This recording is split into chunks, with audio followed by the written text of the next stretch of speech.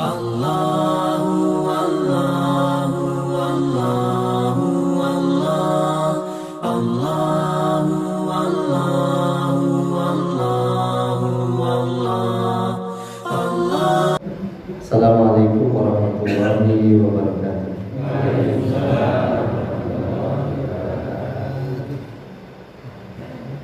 Innal hamdalillah alhamdulillahirabbil alamin.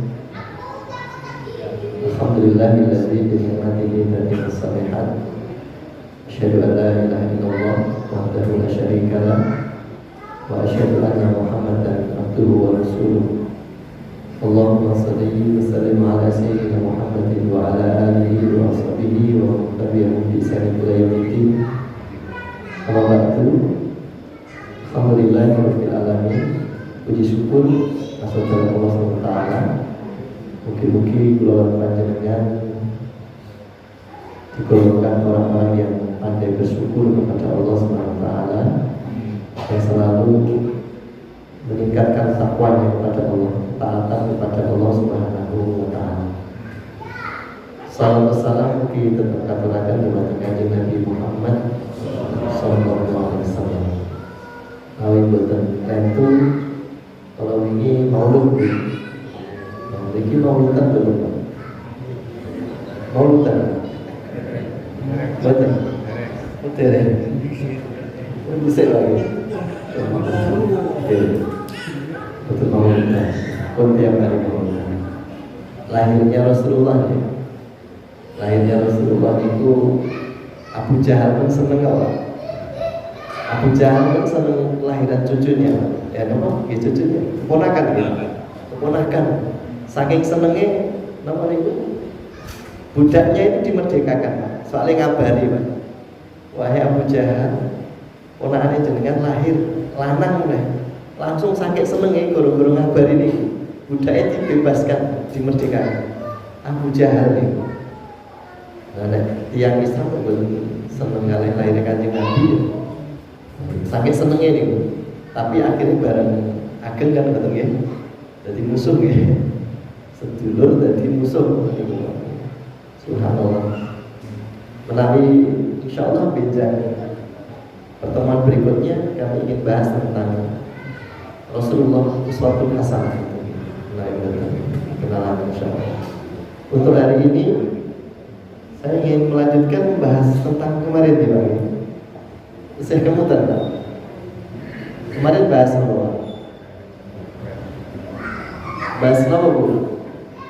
Yang kemudian ya? Yaitu bahas tentang niat ya Bapak. Bahwa pentingnya niat di dalam beramal ya. Pentingnya niat di dalam beramal ya.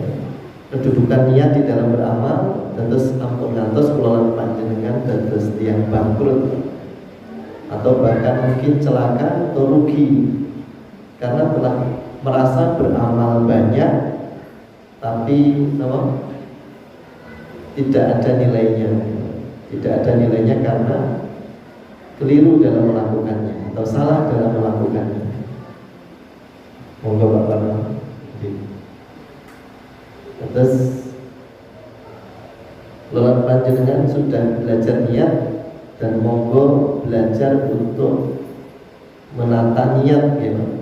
Jadi niat itu kadang di awal baik, kadang di awal baik, tapi di tengahnya tidak baik. Kadang awalnya betul, tengahnya betul, tapi di akhirnya ya tidak baik, ya. Tidak lurus lagi, Pak. Tidak jernih lagi. Maka niat seorang mukmin itu lebih utama daripada amalnya. Ini hadis yang diriwayatkan oleh Al-Baihaqi, beliau mengatakan begitu. Wah, Rasulullah SAW menyatakan niat seorang mukmin itu lebih utama. Jadi sekali lagi Bapak Ibu, ini pentingnya niat. Apa boleh? Kalau panjenengan sampai sepuh ya Pak. Ya, sampai sepuh. Kalau itu kemutan ahli sejarah Pak.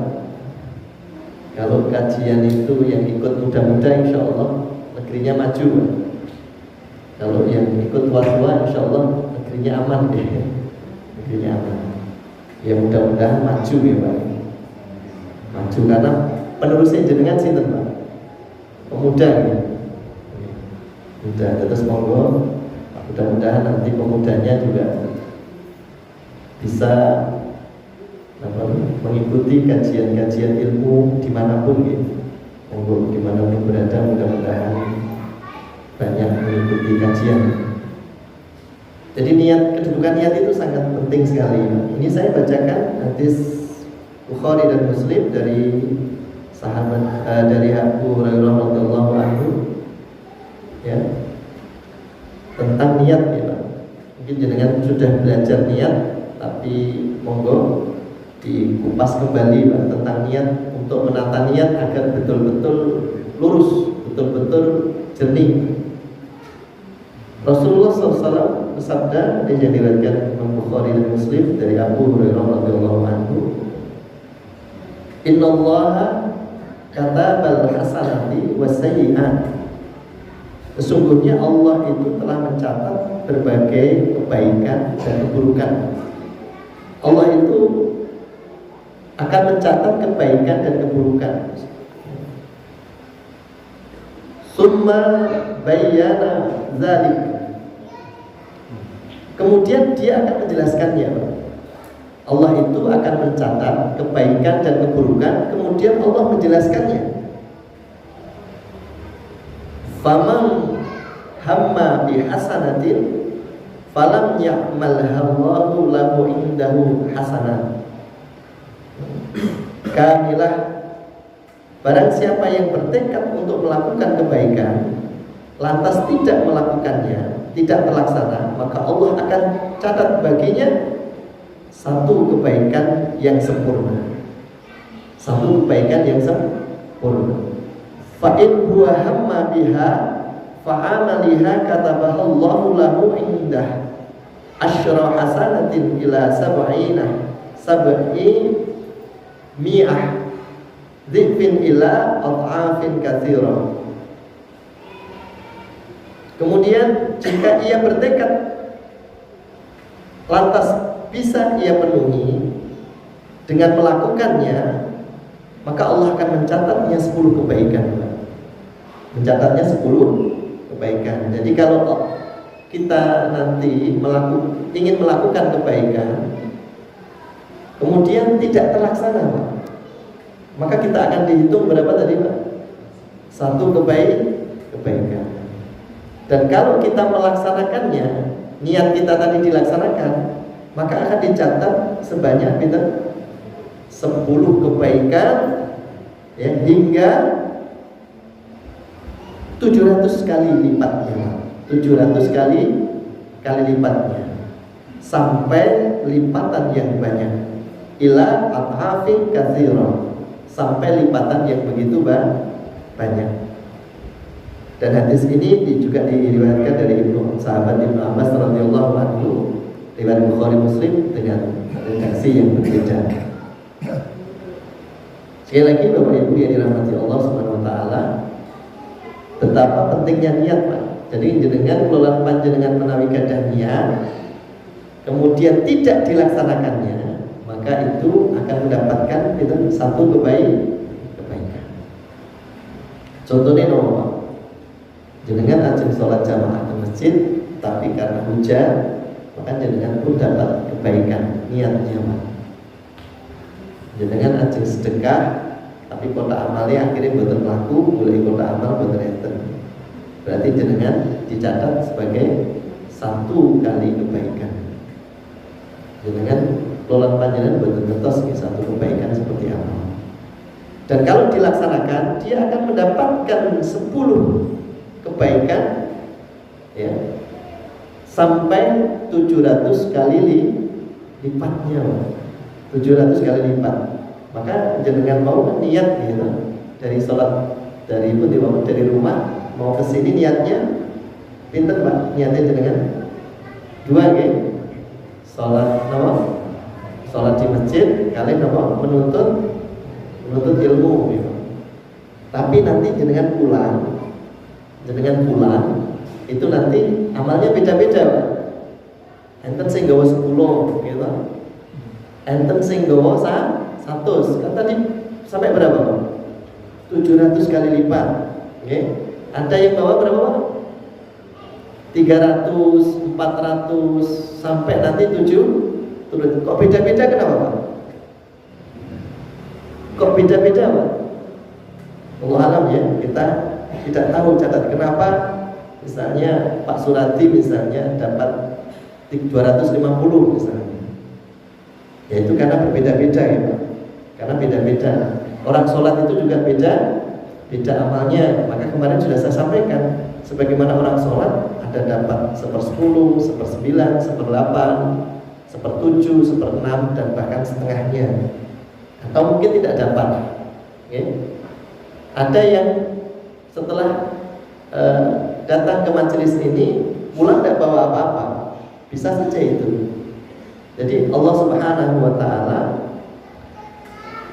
telah menetapkan itu kebaikan.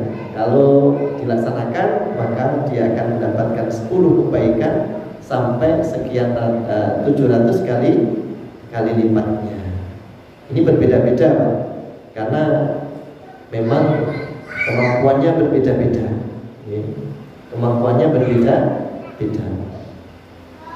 Ada yang mungkin ngapunten nggih, karena tadi capek kerja keras akhirnya duduk di sini cari ikut kajian, cari sandaran gitu Pak. Sampai selesai ngapunten nggih Pak.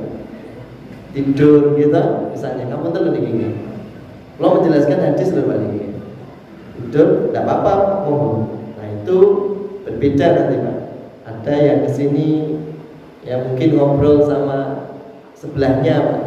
Sampai itu kan beda sama yang memperhatikan Pak. Ya, sama yang berarti itu nilainya berbeda. Gitu. Kan dia sudah saya sampaikan ya Pak. Ya, sudah saya sampaikan bahwa sering saya singgung ya Pak. Kalau ada perkumpulan yang membahas Al-Quran, membahas kitabullah, membahas ilmu, maka malaikat akan ruyuk gitu ya Pak. Ruyuk berkumpul mengelilingi kulolan panjenengan Pak. Dalam surat Al-Fatir, kulolan panjenengan sudah tahu mengelilingi surat Al-Fatir. Malaikat itu bersayap, kemudian apa? Bertanya, ada apa malaikat? Kok berkumpul? Ini ada hambamu ya Allah yang berkumpul di majelis ilmu, bahas kitabullah. Allah bertanya bukan berarti Allah tidak tahu. Ya subhanallah, Allah Maha tahu. Apakah mereka tahu? Mereka tidak tahu. Bagaimana kalau mereka tahu aku ini? Maka tentunya mereka akan semakin meningkatkan kualitasnya. Mereka minta apa? Mereka minta surga. Apakah mereka pernah melihat surga? Belum. Kalau aku melihatkan surga bagaimana? Mereka tentunya akan berusaha semaksimal mungkin untuk meraih surga. Mereka takut dari apa? Mereka takut dari neraka. Apakah pernah melihat neraka? Belum. Bagaimana kalau neraka aku perlihatkan? Tentunya mereka akan semakin menjauh dari neraka. Ya, bagaimana caranya agar tidak masuk ke dalam neraka? Melihat jawaban malaikat itu, kemudian Allah berfirman, saksikanlah wahai malaikat, sungguhnya aku ampuni semuanya. Ya Allah, di antara mereka ada yang begini dan begitu. Kata Allah, ampunanku untuk semua yang ada di majelis itu. Itu menunjukkan bahwa sifat Rahman dan Rahimnya Allah Subhanahu wa Ta'ala. Jadi ini pentingnya niat Pak. Saking belum dilaksanakannya saja sudah mendapatkan pahala. Okay, tapi ampun niat mawon gitu. Jadi ampun hanya niat saja. Setiap kali mau sholat, yang penting aku niat. Gitu. 5 waktu cuma niat saja. Okay? 5 waktu hanya niat saja. Jadi aku ki yo pengen sholat, ning belum iso. Setiap hari begitu Pak. Karena saya sering mendengar Pak. Alhamdulillah sekarang sudah sholat Pak. Hampir 5 tahun. Hampir 5 tahun Pak lebih. Ya, itu bicaranya gitu. Saya ingat-ingat terus orangnya itu. Sekarang sudah sholat Pak, di tempat saya. Jadi aku pengen sholat ning belum iso. Jadi pengen sholat ning belum iso. bagus sebenarnya Pak. Ya, belum dapat kekuatan, ya, belum dapat taufik, hidayah, hidayah dapat, tapi taufiknya ya, kekuatannya untuk melakukan hidayah itu belum. Tahu kalau Islam itu betul, tahu kalau Islam itu benar, sholat itu benar, tapi belum punya kekuatan untuk melakukannya, Jadi ini pentingnya niat itu yang dirahmati Allah. Maka jangan sampai keliru untuk menempatkan niat di awal, di awal, agar kita nanti semua aktivitas kita nanti bernilai ibadah di hadapan Allah Subhanahu wa Ta'ala. Niatkan semuanya. Kalau ini sampun Allah sampaikan, ya Pak, kami mengingatkan kembali bahwa fungsi niat, kedudukan niat itu ada 3, ya. Menurut Imam Ibnu Hanbal, Imam Ibnu Rajab Al-Hambali, dia mengatakan ada 3 fungsi. Yang pertama, untuk membedakan ibadah yang satu dengan yang lain. Yang kedua, untuk membedakan antara ibadah dan kebiasaan. Yang ketiga, untuk membedakan tujuan ibadah yang satu dengan yang lain. Tujuannya untuk apa? Ini yang penting Bapak Ibu, terutama bapak-bapak, bapak-bapak mencari nafkah, tujuannya untuk apa? Ya, dan tujuannya harus hanya untuk satu, karena mencari ridho Allah Subhanahu wa Ta'ala. Kalau tujuannya kalau mencari ridho Allah, apapun hasilnya serahkan sama Allah, serahkan sama Allah Subhanahu wa Ta'ala. Ya, saya yakin bapak-bapak ini tugas tanggung jawabnya besar untuk menghidupi keluarga, mencari nafkah. Maka niatkan itu hanya karena ibadah, dari pagi sampai sore, pulang malam mungkin. Maka niatkan karena Allah, bukan karena yang lain, Pak. Atau jangan sampai itu menjadi kebiasaan. Itu menjadi kebiasaan, berangkat pagi, pulang sore, gitu terus Pak. Setiap hari begitu. Ya. Karena saya pernah dicurhati sama seorang pemuda, Pak. Sekarang tinggal di kampung, Pak. Dia pindah ke kampung hanya gara-gara bertanya, saya itu eneng Jakarta bekerja, oleh duit tinggu mangan tunggu dan seterusnya, hilang besok kerja meneng, gitu terus Pak. Oke, itu terus. Karena tujuan manusia diciptakan sekali lagi bukan hanya untuk sekedar tidur Pak, hanya untuk makan, bukan. Tetapi sepindah balik kita kembali mengulang, tujuannya manusia diciptakan untuk apa? Ibadah memang. Wa ma khalaqtul jinna wal insa illa liya'budun. Jin dan manusia itu diciptakan hanya untuk ibadah. Beda dengan binatang, Pak. Binatang tidak punya kewajiban untuk ibadah. Makanya binatang itu ya hanya makan, cari makan, tidur, kemudian berkembang biak dan seterusnya, Pak. Maka tidak ada dosa bagi binatang untuk tidak beribadah, Pak. Tidak beribadah. Walaupun mereka bertasbih, Pak. Semuanya bertasbih dengan caranya masing-masing. Gunung saja bertasbih dengan caranya, Pak. Tapi mereka tidak punya kewajiban untuk beribadah. Malaikat juga tidak punya kewajiban untuk beribadah. Mereka hanya punya tugas. Tugasnya sujud, ya suruh sujud terus. Tugasnya untuk mencatat amal baik dan buruknya, mencatat amal baik dan buruk terus. Tugas manusia adalah untuk beribadah. Nah, agar bernilai ibadah, maka sekali lagi jangan sampai salah untuk menempatkan ini niatnya di awal, ya Pak. Niat itu di awal, walaupun nanti kalau misalnya lupa, maka dia ingat kepada Allah, kemudian dia berdoa kepada Allah sejak awal sampai akhir, maka insya Allah akan dihitung dari awal sampai akhir niatnya sempurna, kan begitu. Jadi niat itu kedudukannya penting. Cuma yang jadi masalah, kadang-kadang niat itu dalam sholat misalnya perlu nggak dilafalkan untuk bedakan antara sholat duhur dengan asar, sama-sama rakaat 4 rakaat gitu ya. Jangan dilafalkan betul Pak niatnya. Dilafalkan Pak. Nah, waktu duduk sholat usolli fardhu gitu ya. Zuhri arba'a raka'atin mustaqbilah gitu diniatkan ya Pak. Ya, niat itu letaknya di dalam hati Pak. Niat itu di dalam hati, dan arti dari niat adalah sengaja. sengaja melakukan itu, maka itu disebut niat. Dan ulama mengatakan bahwa niat itu tidak perlu diucapkan sudah sah, ya, tidak perlu dilafalkan. Bapak Ibu tadi dari rumah ke sini niat ya? Niat diucapkan betul Pak? Diucapkan Bu.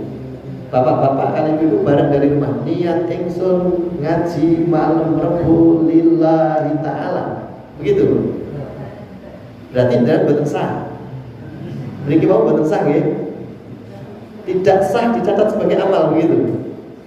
Tetap sah karena niat itu artinya sengaja melakukan sesuatu karena mencari ridha Allah. Yang harus dilafalkan itu haji dan umroh Pak. Kalau haji dan umroh betul asal di batin Pak, atau tidak mengucapkan, harus diucapkan. Ribun niatnya haji gimana? Labbaik Allahumma hajjan atau labbaik Allahumma umratan. Itu kalau tidak keliru niatnya haji kan begitu sama umroh. Tidak boleh didiamkan, harus diucapkan, harus dilafalkan. Itu. Bapak Ibu tadi mandi di kamar mandi ya. Enten sing dikali betul ya, di kamar mandi. Jenengan niat betul. Niat artinya sengaja dilafalkan betul. Betul toh ya. Niat ingsun mandi ngangge lift boy, life boy, mumplo kabeh misalnya gitu. Tinggi gresi awak lillahi ta'ala. Betul kata toh ya. Tidak usah dilafalkan, itu termasuk niat. Ya. Tujuannya apa mandi? Untuk membersihkan apa?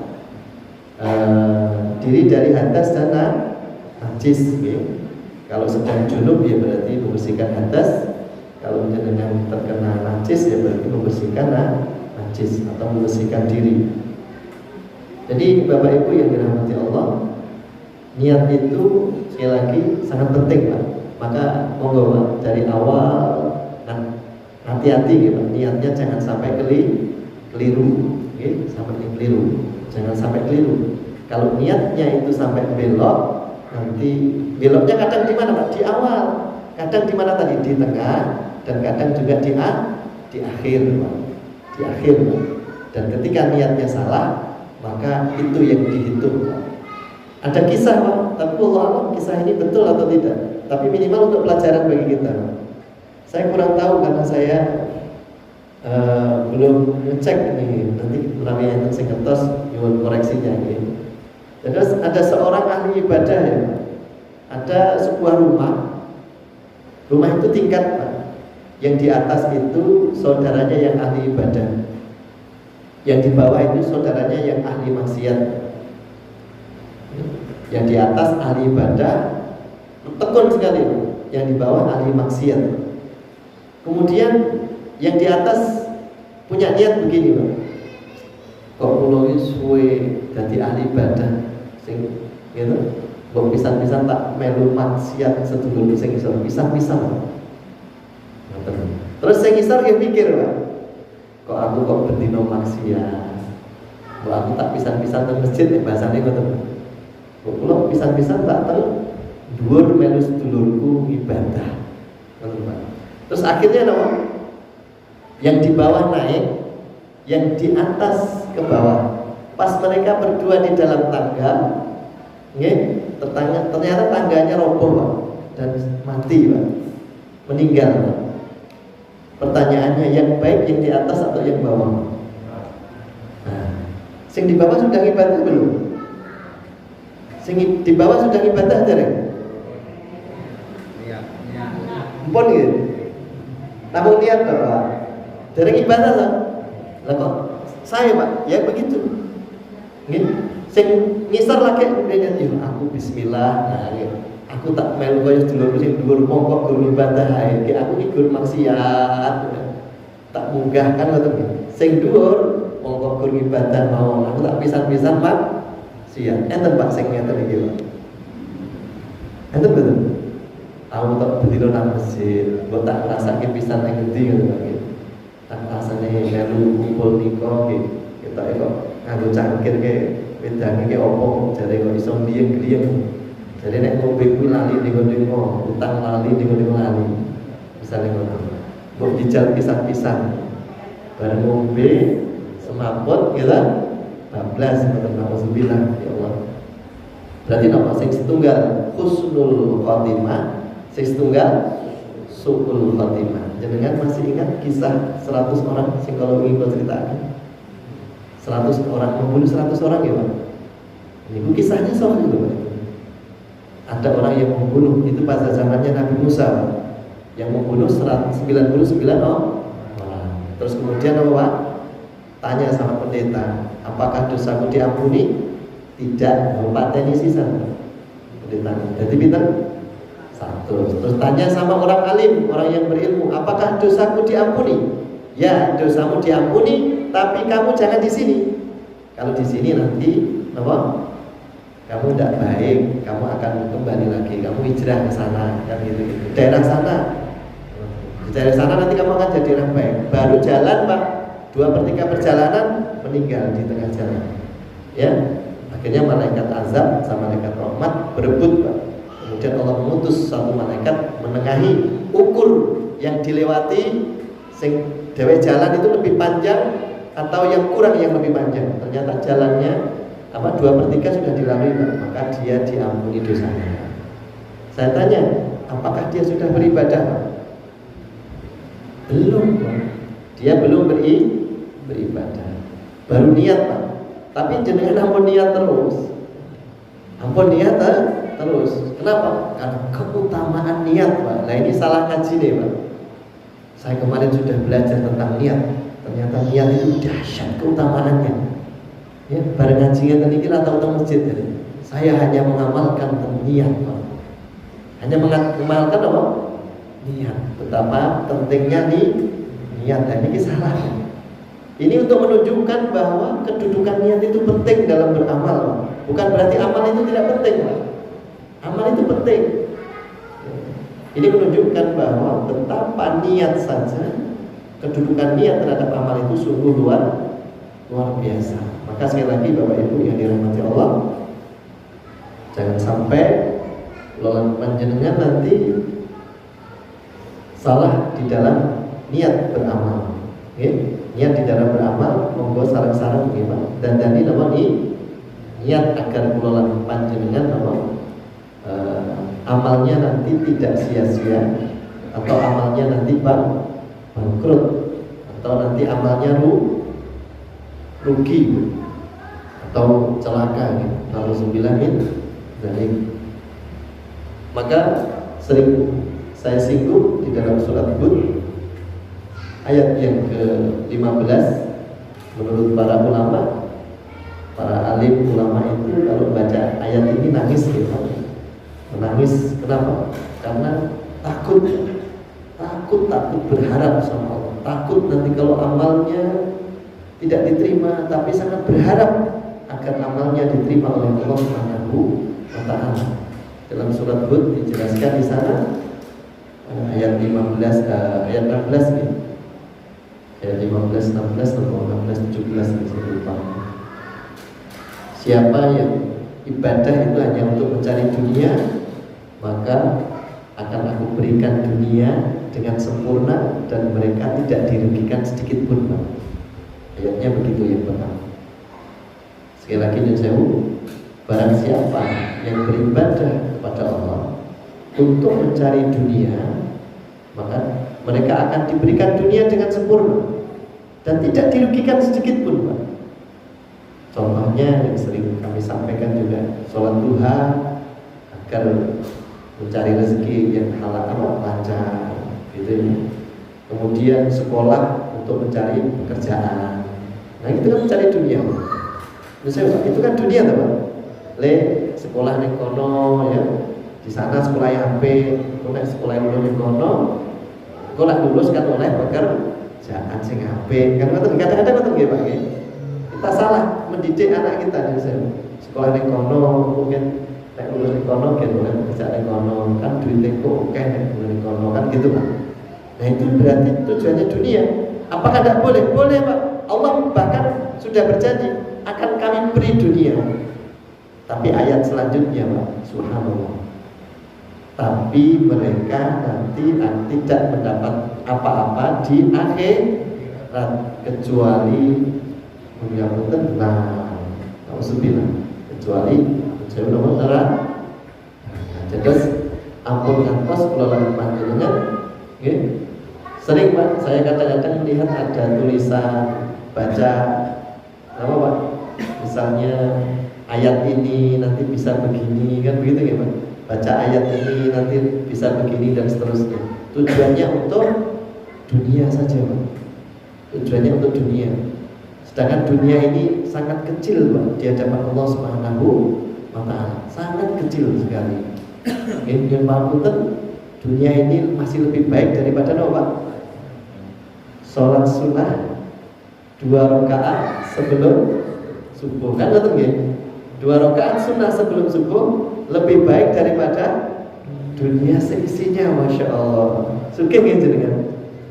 Kan sholat 2 rakaat terus Pak sebelum subuh. Tapi jenengan ampun salah paham, terus boten subuhan. Gur sholat sunnah tok 2 rakaat. Baru ya nanti Pak, boleh wis oleh dunia saya sini kok. Pahalane ki aku wis 20 tahun ini Mas. Ampun. Nah ini salah memahami. Dulu sudah kami sampaikan dengan kemutan, Allah tidak akan menerima yang sunnah sebelum kita melaksanakan yang wajib Pak. Itu nasihat sahabat Abu Bakar As-Siddiq radhiyallahu anhu kepada sahabatnya Umar bin Khattab radhiyallahu anhu. Luar biasa Pak. Sesama sahabat saling menasihati gitu. Apakah marah? Wahai Umar, Allah tidak akan menerima yang sunnah sebelum yang wajib dilakukan. Ini nek poso laris Pak. Nggih Pak. Nek poso kathah nggih Pak saya niki. Salat tarawih mumpung Pak direwangi padu-padu Pak. Ning sing 5 waktu ra tau dilakoni. Gitu. Gitu padu Pak direwangi gelem barang Pak. Salat tarawih itu. Wah sing bener 20, sing bener 11, 23 gitu. Mano nek esuk boten tau makan subuhan. Tapi nek boten isak, boten makan sholat 5 waktu boten dikerjakan. Nah ini keliru. Maka sekali lagi Bapak Ibu yang dirahmati Allah, salah dalam niat maka resikonya besar. Resikonya besar. Maka ulama sering menasihati kepada kita semuanya diwanti-wanti, jangan salah niat ya. Ada sebuah kaidah fikih ya. Dan ini juga disampaikan oleh Imam Asy'ari rahimahullah taala. Beliau juga memasukkan di dalam kitabnya itu al-umuri bimaqasidiha. Segala urusan atau perkara itu tergantung maksudnya. Tujuannya untuk apa? Jadi segala urusan itu tergantung tujuannya untuk apa. Itu pasti akan kita dapatkan ya. Maka Allah adil Pak. Kenapa orang kafir itu rezekinya misalnya melimpah? Karena mereka berusaha Pak. Mereka bekerja keras siang dan malam, dapat ya, tidak masalah. Karena niatnya juga itu Pak. Tapi mereka tidak akan mendapatkan bagian di mana? Di akhir. Di dalam surat An-Najm dijelaskan di sana wa laisa lil insani illa ma sa'a. Siapa yang berusaha akan mendapatkan apa yang mereka usahakan. Itu janji Allah. Jadi siapa saja Pak, ini sifat Rahman dan Rahimnya Allah. Siapa saja yang berusaha, siapapun mereka, mukmin maupun kafir, beriman maupun tidak beriman, mereka akan mendapatkannya. Tapi nanti tentunya berbeda di hadapan Allah Subhanahu wa taala. Jadi Bapak Ibu yang dirahmati Allah, terus perbaiki niat, okay? Terus perbaiki niat agar jangan sampai salah, Pak.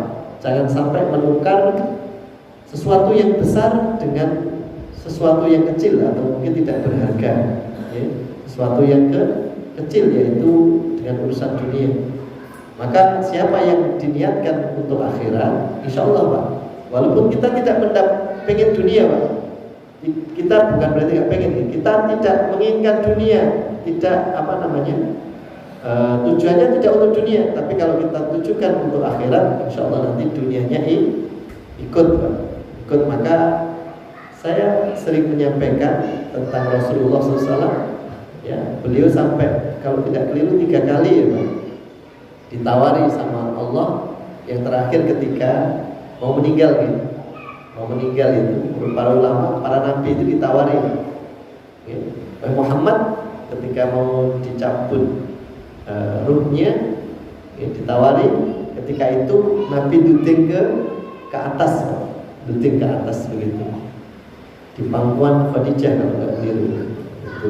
Ternyata beliau ditawari, engkau hidup di dunia, nikmati seluruh fasilitas yang di dunia. Nanti kalau sudah bosan, ya, nanti istilahnya kalau bahasa kita matur, terus nanti kembali ke Allah. Atau engkau dicabut, gitu kan?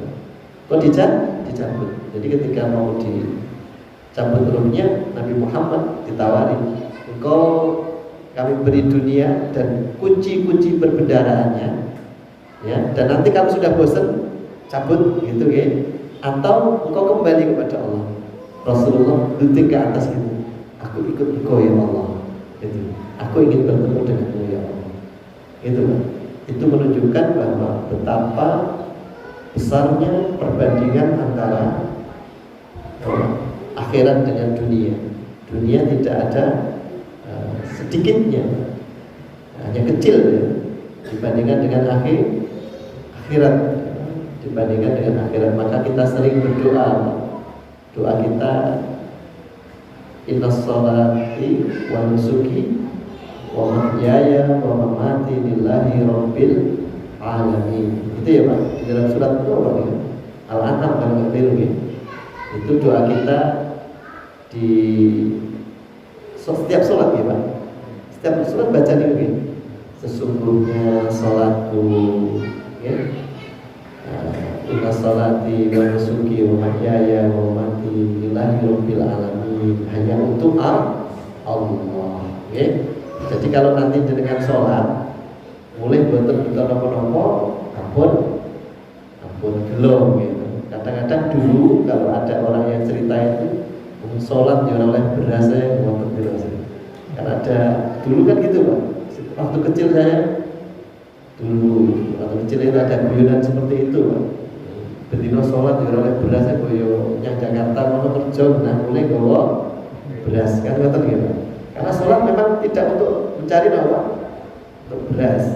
Untuk mencari beras itu bekerja, kan begitu. Untuk mencari beras bekerja. Jadi Bapak Ibu yang dirahmati Allah SWT, kami melanjutkan materi yang kemarin tentang niat, tentang innamal a'malu binniyat. Ya, hadis pertama dari hadis Imam Nawawi rahimahullah taala, hadis arba'in yang pertama itu bahwa apa itu amal itu tergantung sama niatnya. Ya. Amal yang kecil bisa menjadi besar hanya gara-gara niat. Dan amal yang besar bisa menjadi kecil, bisa menjadi tidak bernilai bahkan hanya gara-gara niat. Maka Bapak Ibu, saya yakin jenengan punya amalan yang begitu besar, begitu banyak, dari bangun tidur sampai tidur kembali, bahkan tidur saja punya amalan gitu Pak. Tidurnya karena apa? Ya, tidurnya karena untuk apa? Ya. Berniat karena Allah, bismika Allahumma ahya wa bismika amut. Ya, tidurnya maka setiap tarikan nafas insya Allah dihitung pahala. Seperti Nabi Ibrahim alaihissalam, luar biasa, semua perintah dan larangannya dipatuhi dengan sempurna. Dengan sempurna maka beliau pun mendapatkan kemuliaan di sisi Allah Subhanahu wa ta'ala.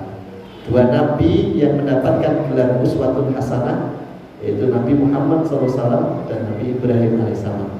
Insyaallah ini akan kami bahas nanti di pertemuan berikutnya sebagai materi untuk mauludan ya, melu-melu mauludan ya Pak. Maulud Nabi Muhammad SAW. Ya, dereng kasep to Pak.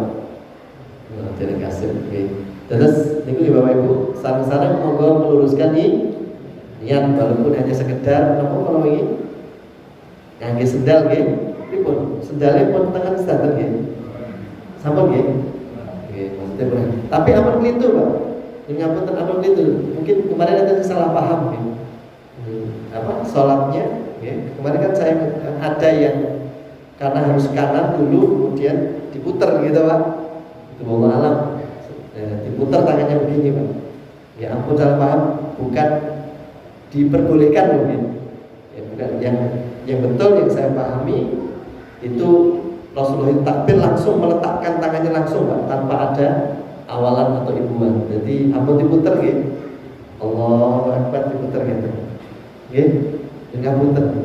Karena saya pernah menyampaikan itu dan ada yang salah paham. Dia pikir nanti putar, saya ini putar Pak. Jadi putar tangannya gini Pak. Saya aduh ini salah paham loh. Terus diletakkan. Bikin saya putar Pak. Enten Pak. Betul enten gitu. Nah, enten mungkin gak usah dialog diskusi dalilnya. Nah, betul enten gitu. Setahu saya fikihnya nanti monggo dibahas. Rasulullah takbir langsung meletakkan tangannya di dadanya.